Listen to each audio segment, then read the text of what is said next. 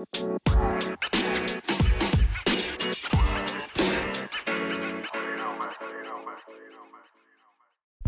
I would have recorded this podcast 2 weeks ago, my opening line was gonna be, I fucking hate my job. Well, I still hate my job, but I'm at a completely different space mentally right now, 2 weeks later. And I'll tell you guys about it. Today, I want to talk about knowing your self-worth and growth and healing and just having a really candid conversation about that part. And today morning on the Daybreak show on Citizen TV, you was just on the panel and I was looking around thinking about, wow, ini life yangu. These people I'm seated with on this panel are actually my friends. Like, they're people I care about.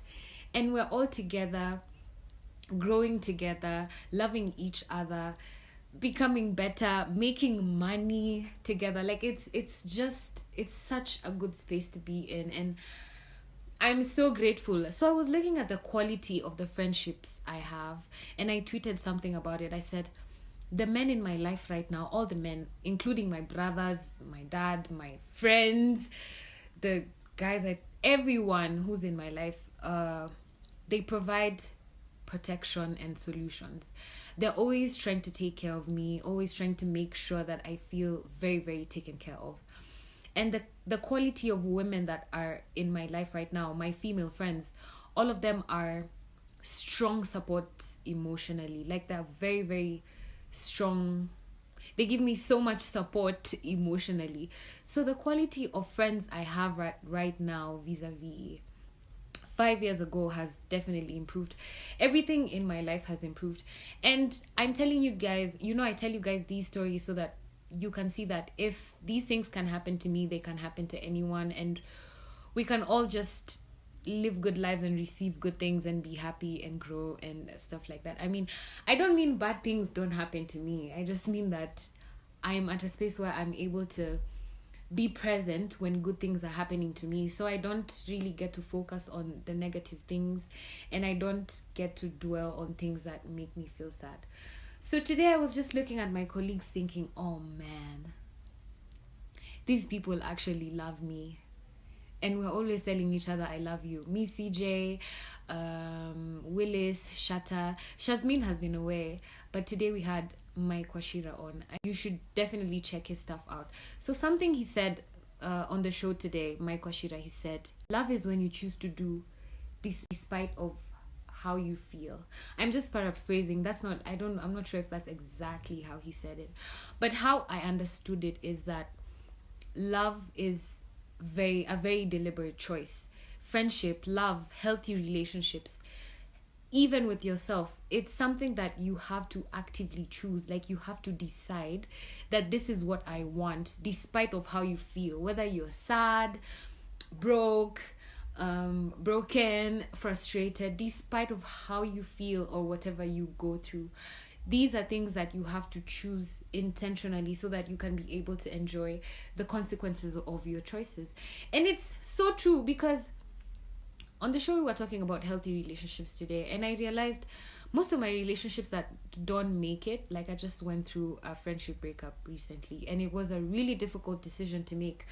Honestly, I felt like I could have saved the situation, but the vibes I was getting was that I didn't matter and they didn't care. So I had to stand in my decision and be like, oh, okay, you don't care about me, okay, fine. Because I felt like the relationship wasn't healthy, not because of the things we had been through, because people going through things, that's very normal, but because of how we were handling situations.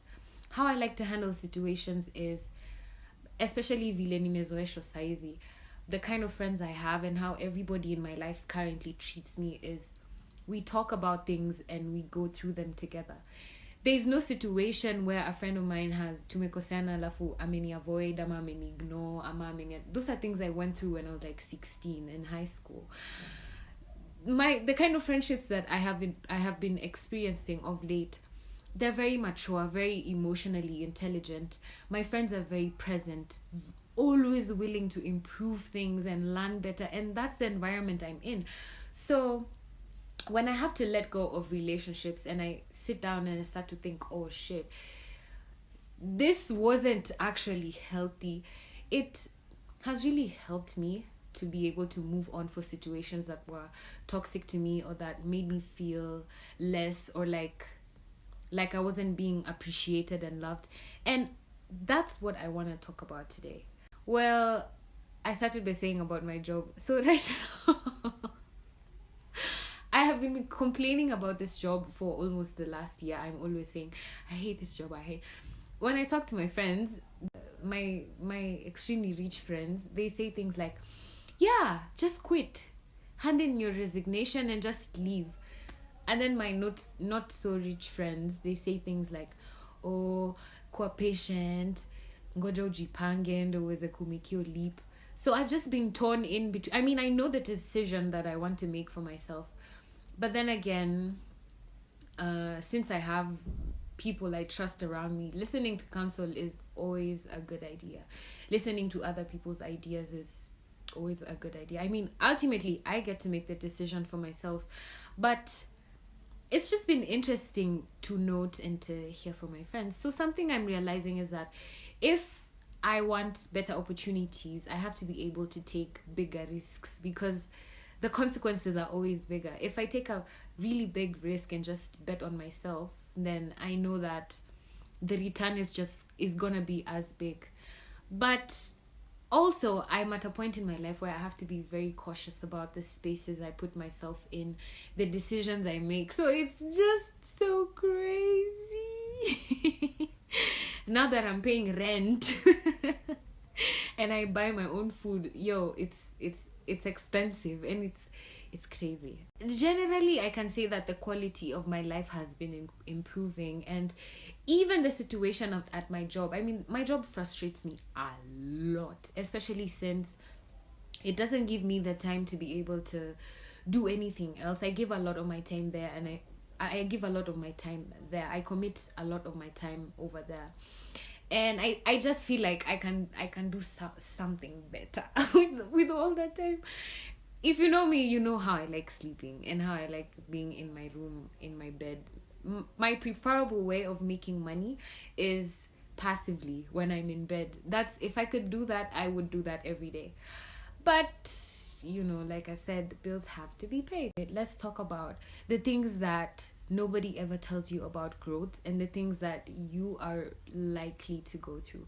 I'm gonna mention things that I felt were ugly, things that I felt, hey, this shit, I really go through it, and the consequences of that. So I want to talk about all these things that I've been able to go through, and how I handled them, and how I got to the point where in a year I've managed to manifest basically everything that I want. My career is looking up, my happiness is amazing, my mental health, I have my own apartment, I'm paying my own bills. I was at a completely different mind space, and even physically I was completely at a different space exactly a year ago today. I was very miserable, borderline falling into depression. I was very sad. I had the friends I have now, but now I'm able to appreciate their presence in my life more, and it feels really, really good. So let's talk. When I think I was about 19 years old, 20, about 19 to 21, I can't remember. My brain does this thing where all the traumatic experiences that I've ever gone through, my brain just forgets about them. I have a very hard time recollecting, and which is crazy because normally I have the best memory in everything. But the things that I went through that really broke me, I don't always have, like, siezi recollect exactly how things happened. Maybe it's I learned about it, and it's a way the brain protects itself so that you don't have to relive the memories. It's just a lot of psychology stuff. But yeah, so when I was about 19, 20, was I in uni? I was in uni. I was about in second year. I was in our relationship. I don't like saying I've ever been in relationships. Many people think it's because I don't like claiming niggas, but I could say it was a kind of relationship. And I was in uni. I went to Daystar Uni. I was in uni at that time. And I really thought I was in love. Like, hata sijui nilikuwa nafikiria nini. I think nilikuwa naona dadi tumse forever. But anyway, so I was dating this guy, and the relationship was very, very toxic, very abusive. I'm talking, he used to beat me up crazy, and we used to fight each other. It was really, really bad. He left me scarred for real. Your relationship ilikuwa crazy. So at that time is when my blog was picking up, things were looking up for me, everything in my life was going great. I had just started making money off my blogs. It was a really good experience. Like, saizo ndo nilikuanga mshamba. If you know me kitambo, you know how I was. But saizo ndo nilikuwa nimeanza kudiscover makeup. And I was starting to notice, oh, kumbe my body looks like this. Kumbe my breasts are nice. Ish. Kumbe I can wear this kind of top and I look sexy. Because I was never the sexy girl. I mean, there's times I was the pretty girl, but I was never like the beautiful girl. I wasn't the girl anyone ever noticed. And then kuongezea nilikuwa mshamba. But anyway, so when my blog started blowing up, all these nice things were happening for me. I was able to buy better clothes. I was able to buy makeup. And I'm not saying that I had a lot of money. I'm just saying ningenda Dubois ni buy foundation ya 250. Nilikuwa nasikia poa sana. But this is 5-6 years ago, so. Yeah, so after that relationship ended, my whole life, I don't even know what to say. My whole life came crashing. I started to go through things that I didn't know what they were about. So this guy, he was cheating on me very, very badly. And I think it was the first time I was experiencing being cheated on. And everyone, of course, ukikuwa cheated on, kila mtu anajuanga except wewe. My friends, kila mtu hang out pamoja wanajuanga umsi mwingine, niwe tu juangi. So I was finding out all these things, and they really took my mental health on a toll. And then I stopped eating. I dropped out of school. I hope my mom doesn't listen to this podcast because the fees she was paying. I kind of stopped going to school. I had work. I stopped going to work. I just disappeared off the face of the earth. I would stay in my room and cry every day, and I would feel a hole forming in my chest. How should I go through depression, unajua? It's just emptiness. It's like you're numb, but you're dying at the same time. And I could feel this hole growing every fucking day. And I would fall to the ground because the ground was cold, and I would lie on the floor in a fetal position. And I would hold myself and just cry and beg myself to get better and just tell myself, Bobby, this is painful as fuck, but I don't know what I couldn't explain what I was going through. I didn't know if I was sick. And I've always been a high achiever. I'm the girl who does I was a respectful, obedient child who did everything the way it was supposed to be done. I was nilikuwa tu umse. So when I started feeling all these feelings, I wasn't able to show up in the ways that I used to. Of course, my family just assumed, I think hizo days mental health wasn't a conversation that we were having. So my family started assuming that I was just lazy and rebellious, and I didn't like doing things, and I didn't like being with people. But I was battling things within myself that I didn't even know that was something. I didn't know mental health was something. I didn't know mental illness was something that everyone could go through. Because when you're growing up, you start to think, sorry for using this word, but they make you feel like waenda wazimu, like kukwa mwenda wazimu ndio kukwa na mental illness. And there's so many things that are about mental health that we need to learn. I had no idea depression was a thing. I didn't know that I was going through depression. It wasn't, this is those days hata ma smartphone ndo zilikuwa zimeanza, like ndo likuwa tumeanza kuget ma smartphone, of course, except the rich kids. But like, the internet was just getting famous that time. Blogging wasn't even a thing. Everything was just, internet ndo ilikuwa imeanza kupick up. So I went on Google and I wrote down my symptoms of the things I was feeling because I couldn't eat. I had no appetite. I started losing weight. I was just dying and I couldn't. It's nothing I can explain. I can't tell you the feeling, but it was just a lot of nothingness. You'd have to experience it to understand what I mean. And I started to need answers. I started to want to understand what exactly it was that I was going through. So when I Googled my symptoms, it brought me to some stuff about mental health and depression and anxiety, etc. Because I started, my self-esteem went very low. Because at this time, I was being bullied. Crazy. You know, now when I think about it, when I think about bullying now, right now, Neza Sema, you just zima the internet and get off so that you don't see those things and move on with your life. But those days, Facebook and Instagram, it was mad. It was crazy. If people are talking shit about you, it would get to you.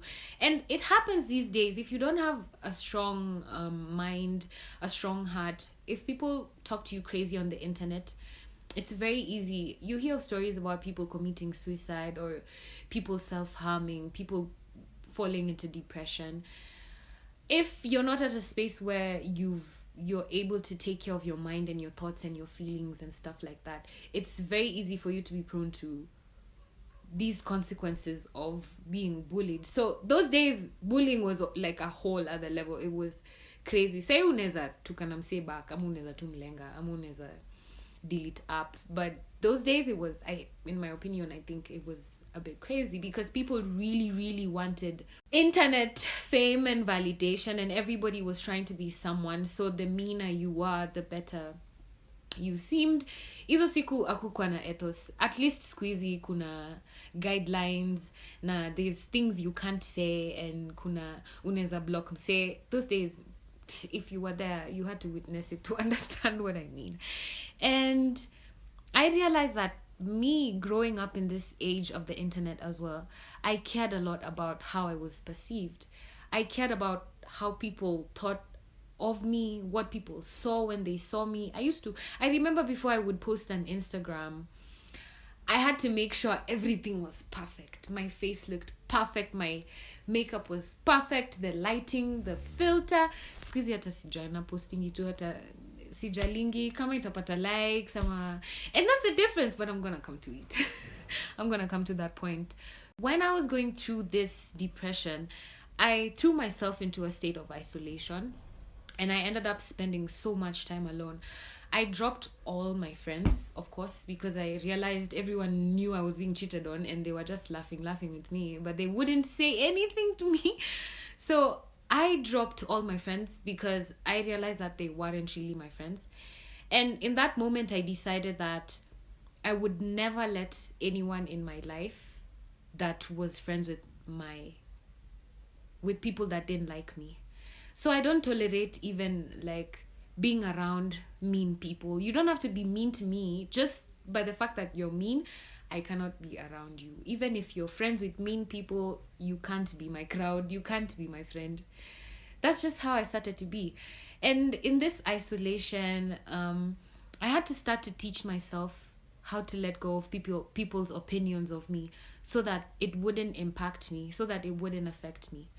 Because every time someone tweeted about me or someone talked about me or someone said something about me in any way, it used to kill me. Alafu, love language yangu ni words of affirmation. So immediately someone isn't praising me or they're doing the opposite of talking trash about me, it kills me. It kills me. And imagine in that time, I used to care a lot about what people said. So it was times 1,000. And I had to do this so that I could make sure that bad things can't get to my heart. And good things as well, because, balance, good things as well, they don't get to my head. Because immediately you find yourself listening to people's opinions all the time and always seeking validation from them. Everything they say all of a sudden matters so much to you. If you post a picture and someone says, you don't look good in orange, you'll start overthinking orange. But at the point I am in my life, if I like orange, that's all that matters. I don't care if you don't like orange. It doesn't bother me if orange, you think I don't look good with orange. I'm still going to wear orange and I'm going to enjoy the heck out of it. So I had to do this for myself. I had to make sure that people's opinions and people's thoughts and feelings were not impacting me, because at the end of the day, how someone else feels is always about them. They're just projecting for them to be in my business. So I had to cut that cord off. This isolation forced me to sit with myself and listen to a million thoughts every day. You know, when you have depression, okay, my experience was that my head wouldn't shut up. I don't know if that's ADHD or what, but I consistently had voices in my head talking to me. Don't say I have schizophrenia. It's not that. It's just my own voice. It was intrusive thoughts consistently telling me that I was ugly. Nobody loved me. Nobody chose me. Nobody cares about me. People are always going to leave me. They're always going to hurt me. Nothing I do is ever enough. Everything I do is horrible. I have bad luck. Bad things happen to me. And these thoughts would go through my head over and over and over again. So imagine having to sit with myself to listen. I would try anything to make sure that the pain would go away. Trigger warning. I don't wanna if depression is a trigger for you, I think this is where you need to stop. But something I used to do was, there's this pain medication that I was given one time when I went through surgery. If you guys, you've followed me long enough, you know, I had breast surgery to remove lumps from my breast when I was in high school. So after the procedure, I got really, really crazy pain meds. So I didn't know this pain meds had a side effect of kulala. But one time I had a headache just in the house and I had leftover medicine.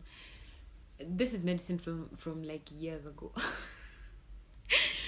And the medication was there. So when I had a headache, I decided, let me take this. But when I took it, I fell asleep. I fell deep sleep. And it was for the first time in months in my life that I didn't feel any pain. I was able to sleep through the night because I was an insomniac. I couldn't go to sleep. My brain was talking consistently throughout the night, throughout the day, in the shower, in the toilet, when I'm walking by myself, when I'm shutting up, when I'm in a room full of people.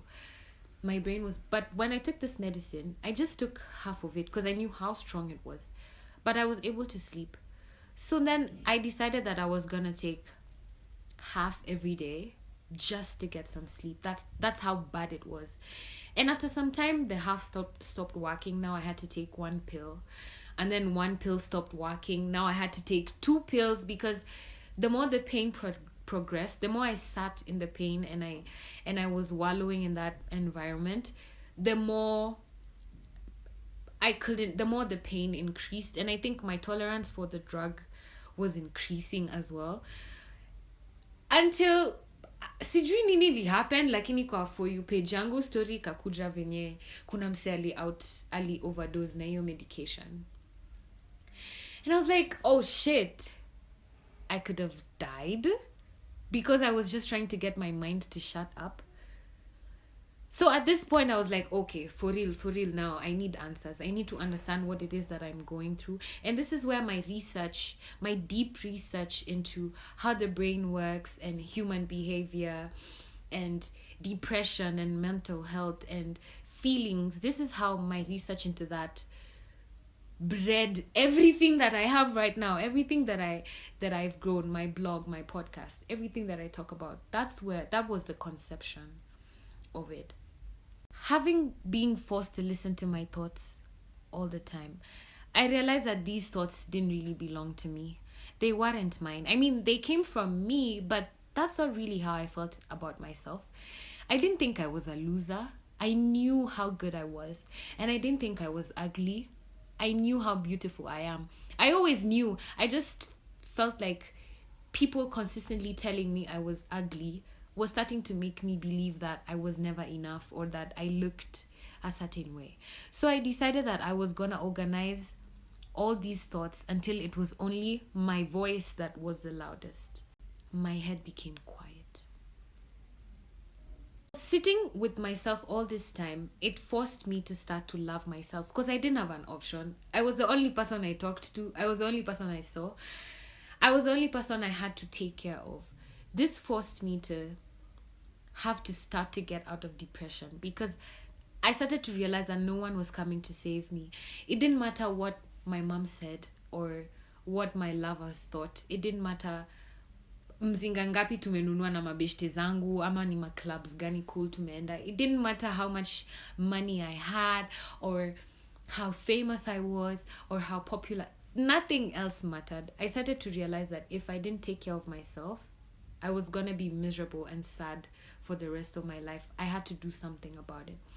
So I decided that first I needed to start showering. You know, when you're going through a funk, when it's bad, it's very difficult to get out of bed. And you go days without even remembering to do things like cleaning yourself or brushing your teeth because it starts to feel like a task. So I was at a point where I couldn't even bathe. You know, African households, everyone just starts assuming that you're lazy and you're dirty and you don't care. I mean, that time you're fighting for your life because the only thing you really care about is, I need the pain to go away. I just want it. I don't care whether I'm going to abuse drugs or I'm going to roll in a field of grass or I'm going to scream or I'll go to a gun range. The only thing you want to feel or to not feel rather in that time is the pain that is inside you. You just want to be numb. So I said, okay, I have to start taking care of myself. And my first step was just a simple thing as waking up, leaving my bed and going outside to get the sun. Nikaanza hivyo kidogo nikaanza kuoga. Kidogo nikaanza kutake care. I got to the point where I started now caring about what I wear. I realized when you look nice, people treat you nice. Ataka hauna do. But when you look good, it's always to your advantage. So I started investing in myself, taking care of myself about what I wore and how I looked. I started brushing my teeth. I know if you haven't been through depression, this looks like something like, oh man, you didn't brush your teeth. But if you've been there, you understand how difficult it is to even decide to leave your bed. I was forced to love myself because, like I said, I realized no one is coming to save me. And then when you're a firstborn, you have this complex where you have to get shit done. It doesn't matter what you're going through or where you have been. You just have to get shit done because everyone else is expecting something from you. So I was at a space where I knew if I don't nispomoka manze atutaitoka ghetto. Okay, sijatoka ghetto, but you know what I mean. Like I knew if I don't do something about my life with my family was gonna remain the same for as long as I just gave up on myself. I was forced to listen and pay attention to myself, and I had to learn more about myself. Simple things like what I like, what I enjoy, who I like being around. And doing this consistently, it helped me be very, very aware about my surroundings and vibes and energy. So I was able to just, straight off the bat, I was able to be more confident about the things I was able to tolerate. Because now I know I like, for example, what do I like? I was going to say vanilla sex, but that's a lie. So let me just say vanilla ice cream, which is also a lie, but let me just use vanilla as an example. If I like vanilla ice cream, I'm able to just say, yo, I like vanilla. Kama hakuna vanilla, ni sawa kama sitaki kusettle for anything else. Na kama nataka kusettle for anything else, I'm also confident enough to be able to say, okay, yeah, fine, cool, let's do this. But if I don't want anything, if I don't want the vanilla, I'm also just able to say, yo, I don't want any. Kitambo sikukuwa na yo assertion. Kitambo, I was such a yes man. I did everything everybody did. I didn't know what I liked, so I always liked what everyone said. Wase wakisema tunasikiza trap, ni trap tutasikiza because tunapenda trap. Even if I like trap, but I just mean like I wasn't able to give opinions and I wasn't able to make decisions for myself because I myself did not know what it is that I enjoyed and what I liked. But the more I spent time with myself, the more I started to get comfortable being in my space and loving myself. And I paid so much attention to myself. So the problem with this is that it got a bit too comfortable and I got really addicted to who I was. I became addicted to just hanging around myself. And this made outsiders trying to penetrate my space very, very difficult. I have to vet you. I have to know what you're like, who you are, where you're from, how you feel about things before I can allow you into my space. And anytime I don't do this, I always regret it. But every time I do, I learn as I go. And that's the good thing about growth. But also is that I lost a lot of connections that I thought were going to last me a lifetime. And something else is that it became very difficult for me to settle for things that nafil hazikuwa zinanijenga in any way. Losing things that don't jenga you is good, but it doesn't mean that it doesn't hurt. It's really, really painful to be able to break habits that you enjoy or to stop things that you love just because you're at a space where now you have to do better and be better. It's crazy because now I can't be ignorant. I can't be stupid anymore about... I already know what's good for me. I know what I want for myself. So making stupid decisions becomes very, very difficult. It's a pro and it's a con because sometimes, honestly, like now, I'm really, really horny and I really, really want to get fucked. But when I think about, sister, who will I call to fuck me? I don't want some random idiot to touch my body. Kitambo, I'd have called someone. I see because I'm talking simu, an ex, someone, I don't know, something. But now I just have to think about, is it really worth it? How is it gonna make me feel afterwards? If I talk to this guy or girl and tell her to come over, how will it, what will it do to me? So I have to consistently choose better, and that's the painful part because I'm horny, I just want to get fucked. But then what about the emotional implications that this is going to have on me tomorrow when I can't even talk to the person I'm sleeping with about how I feel? What's that gonna do to me? So that's the problem with knowing better. My confidence and my self-esteem started to raise, and this is because my opinions became very, very important to me. My voice mattered. I cared about myself. The things I felt for myself, that's what became number one. I pushed everyone else's opinions to the back. I don't care about what someone thinks of me or what they say about me. The thing that's important to me right now is, how does it make me feel? What does that do for me? My standards and my boundaries definitely skyrocketed. They improved because now I have a benchmark for what I do for myself. Before someone comes into my life, I'm able to be like, I communicate with myself very, very well. So there's no way I'd let someone come into my life if they're not a good communicator, because I'm able to tell myself, saizi uskipoa and ulale. I'm able to listen to my body and cues from my body. So I can't imagine being around someone who can't communicate when, say, they're upset or sad or sick or they just don't feel like talking to me. Kama hiyo example ya kudinyana. Sai sidhani neza dinya mse mwenye hajali about me. Kitambo I could have. But now I need to know that we're on the same level emotionally. And this has nothing to do with a relationship. I'm not even saying ati lazima uko chali yangu ndio nidinye. I'm just saying, do you have the emotional intelligence where we're able to have open and honest conversations about our sex life and how we feel about each other? A friendship, not just some random guy trying to touch me. That's not something I can allow. And I don't know how people do it. I mean, I see people do it. People say casual sex, it works for them. I mean, I told you guys I was going to write an article on this. It's going to be my next article. But the more I grow, the more I just realize that I deserve better. I deserve amazing communication. I deserve love. I deserve to be treated really well. So it's very, very difficult for me to settle for things that do not help me grow or make me feel good. And this is why the standard I have of everyone around me, all my friends, they're amazing. They're people I want to be. They're people I look up to.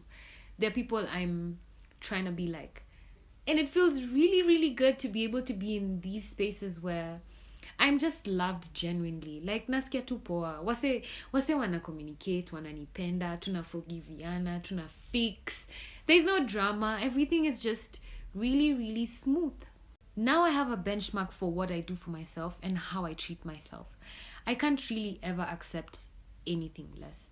This has really helped me to gravitate and situate amongst people who are just like me. I'm constantly surrounded by people who they're just like me. They just feel like me. So I never feel like my love is not being reciprocated. If I tell my friend I love them, they always tell me they love me back. If I buy them gifts, they buy me gifts back. If I treat them nice, it's just a symbiotic relationship where I'm consistently happy. I'm consistently feeling like najengwa na najazwa. So all my friends are people that I want to become in future. They have already, most of them, or at least all of them, they've already achieved all my goals that I have for myself. So I get to learn from them. I get to see firsthand what can be done when you surround yourself with the right kind of people. And with my standards rising, and this applies in everything from the clothes I wear to the people I talk to the food I eat, to the places I go, to the people who have access to me or are allowed in my space, my taste in lovers. That's my level. That's my standard. I realize that I only attract what is exactly for me. I only attract people who are like me. I only have things that are for me. The shoes I wear, then anything that I touch, anything that I do is of my standards. And if you realize, I'm not even really talking about money. I'm just talking about the way I treat myself, the way I make myself feel, the things I give to myself. That's exactly what I receive from everyone around me. And it's exactly the energy that I give. So I only attract what is exactly for me. And it's easier, it makes this easier for me to let go of what's not for me because now I know my worth. So place nimejieka, kama msee anatry come into my life na hafiki bei, ni rahisi sana for me to just say, yo, boss, Z. The friends around me, they communicate with me. They show me that they love me. They show me that they want me. They show me that they care about me. So there's just things that I can't really be discussing with someone that wants to have access to me. The levels just have to match. And that's just how I feel. Because of this, I end up never settling for average. And I always only want what is best for myself. I want the best in everything. I want the best feelings. I want the best experiences. And for better experiences, even with my friendships, even in my love lives, in my love life, I realize that all the things that I have been doing for myself are what have elevated me into a space where I keep growing and I'm always willing to learn and improve myself.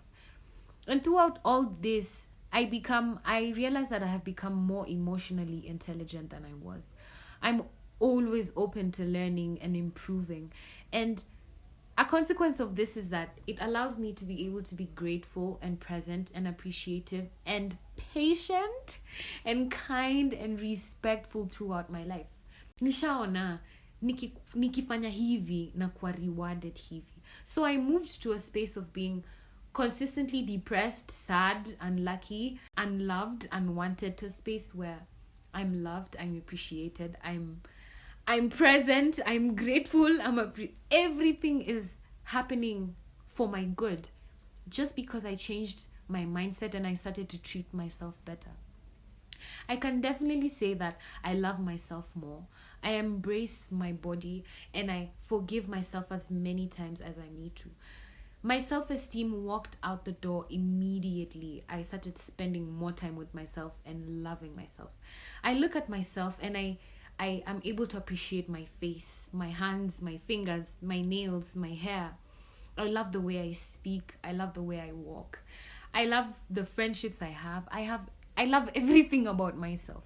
I'm able to balance my masculine and feminine energy, where as my masculine energy provides and protects for me and leads me to the places that I need to be, my feminine energy stays in a space where I'm able to receive good things, I'm able to create good things, and I'm able to nurture everything that I touch and put my soul into. All this has made me realize that this is not for everybody. Not everybody has the strength or wherewithal to be firm in the decisions that they make for themselves, because it's not an easy thing. It's way easier to be emotionally unavailable, ignorant. It's way easier to be for everybody. It's way easier to be promiscuous. It's way easier to lack communication skills, or to always do drugs, and to never be aware, to never be present. All those things are very, very easy to do, and they're fun.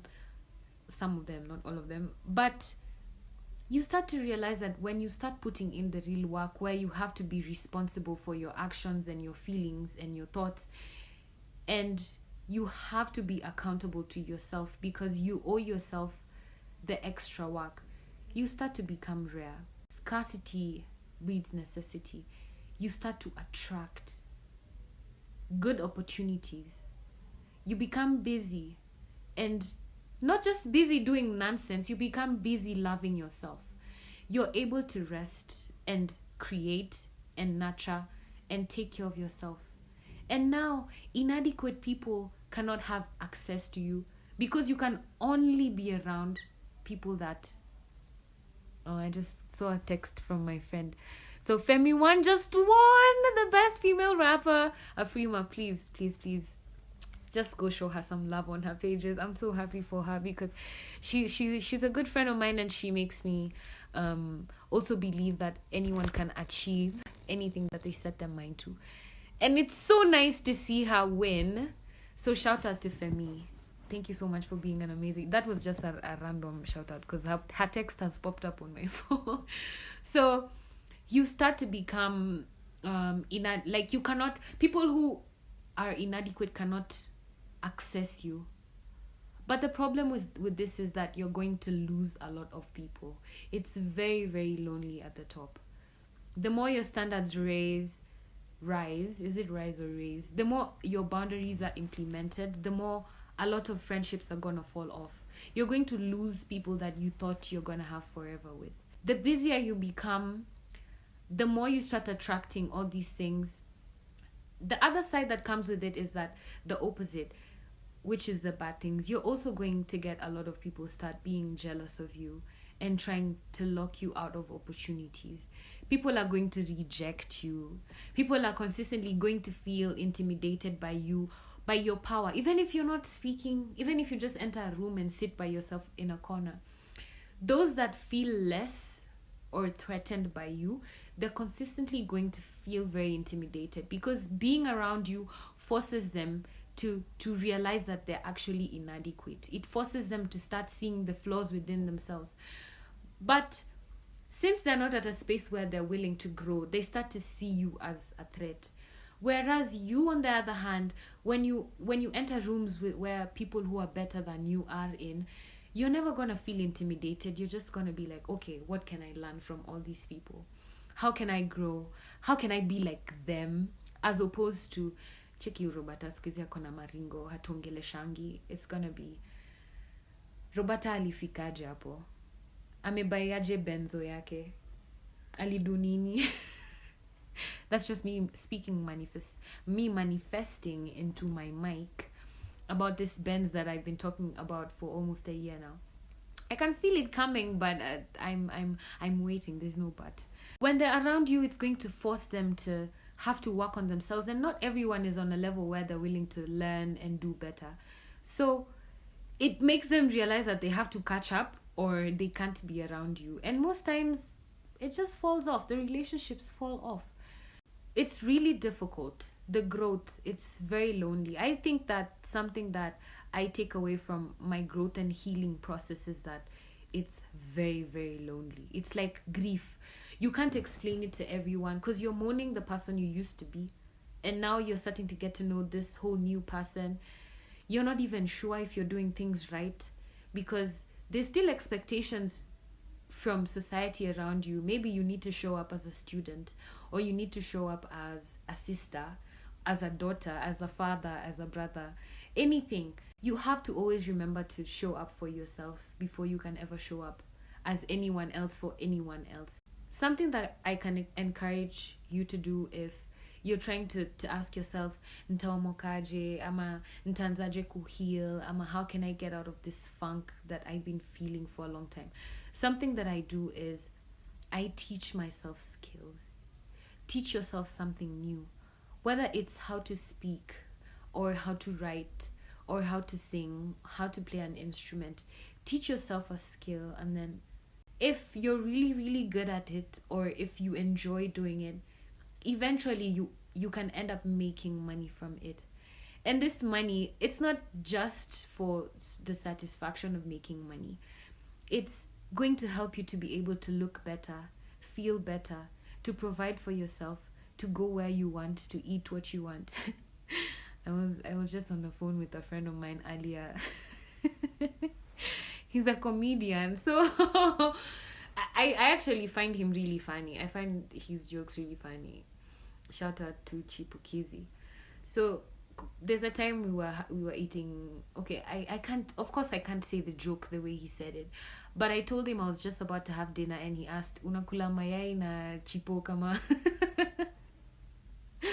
kama popas. Well, it was funny to me in the way he said it, but I was trying to think about why is he talking about eggs and chipo. I have literally never eaten eggs na chipo in my life. And then I remembered he was talking about shawarma. So now the joke turned round on him because he's the dumb one. Because unajua yeye ni msee wa Ukambani na maybe hajui difference ya mayai na shawarma. So he was trying to make fun of me, but he really enjoyed the shawarma. It was his first time eating it, and I'm honored to have broken his shawarma virginity. So yeah, that's just a sidebar. But what you eat, ultimately, it improves as well. The way you take care of your body, the way you hydrate, the way you meditate, exercise, whatever it is that you do, whether you journal or take walks, you ultimately start to be able to have time to improve your life. And all this goes full circle because it starts to show up in your other relationships. You start to form healthy relationships. And your old habits of self-sabotage, they start to go away. Because you're working on yourself, you're comfortable being yourself, and you're comfortable being healthy with yourself, bila wase wengine. Like I said, the only downsides to embarking on this journey is the loneliness.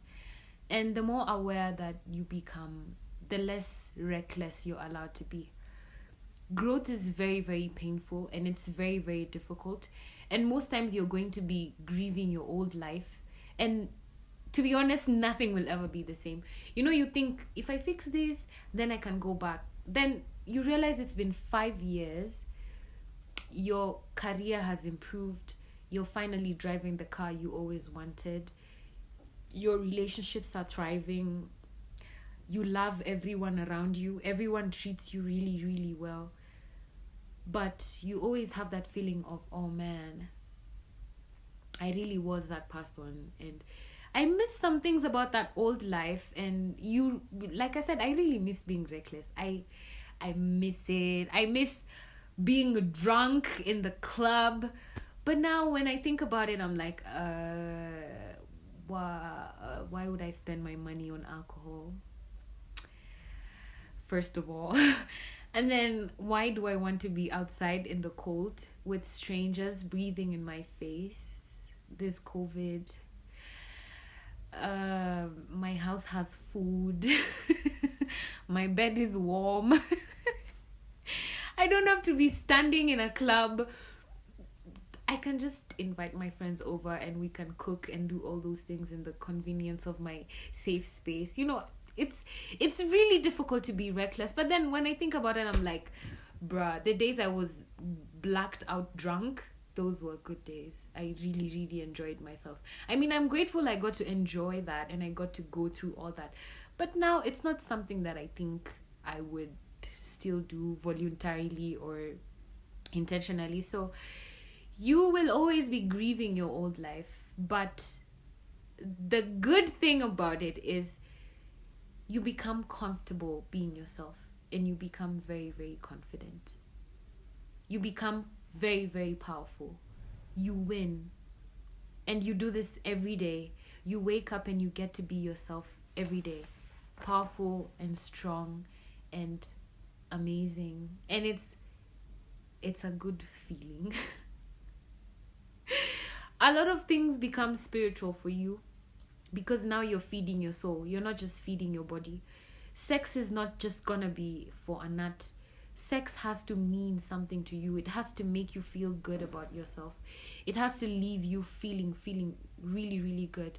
You have to let go of a lot of toxic things and a lot of old habits that you had. But in the end, it's all worth it. When I look at myself right now, the phone calls I just got off this evening are from my friends telling me they love me, or me pangaing business meetings. Actually, I was just telling a friend of mine the way it's so funny how I was complaining 2 weeks about my job, but right now I feel this is 2 weeks later. I feel like I'm at the peak of my career. I feel like I'm at the best I have ever been. I'm happy, I'm content, I'm comfortable, I'm happy, and my mental health is really, really good. What you should take away from this monologue that I have done here today is that loving yourself enough to be able to take care of yourself, enough to be able to be very aware and conscious of the decisions you make for yourself, it's the most important thing you will ever do for yourself. I hope you learn something from this and it helps you improve the nature of your life by your own standards and your own boundaries. It helps you attract the job you want, the money you want, the car you want, the friends you want, the family you want, the home you want, everything that you want. You always check me out on loveandorgasms.com and on the Daybreak Show with the super host Willis Raburu, who is one of my really good friends. Like, I have the best. When I tell you guys I have good quality friends, I don't know what to say. And Shazmin Bank with Shutterboy and CJ Atemo. Check us out on the Daybreak Show every Tuesday morning, where we talk about social issues and everything around that. We have real candid conversations. So please check us out and check me out. And if you have any questions, please do not hesitate to reach out to me and tell me how you feel. Let's talk about this so that we can grow and learn from each other. Nimeongea for a long time. Sai niko na njaa na wacha niende nidishi.